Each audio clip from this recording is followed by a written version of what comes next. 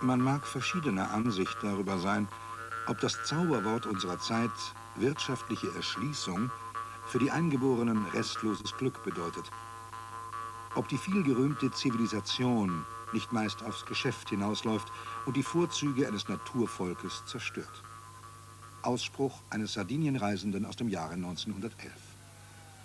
Er erscheint bis heute so aktuell wie die Vorurteile und Klischeevorstellungen über die Hirten- und Banditengesellschaft der Insel.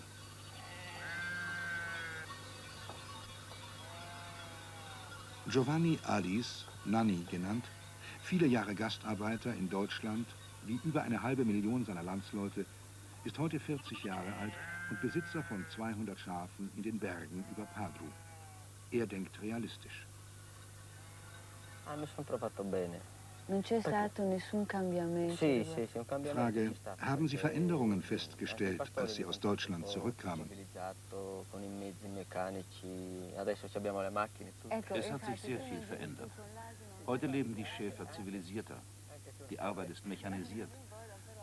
Wir reiten nicht mehr auf dem Esel, wir fahren mit dem Auto zur Arbeit.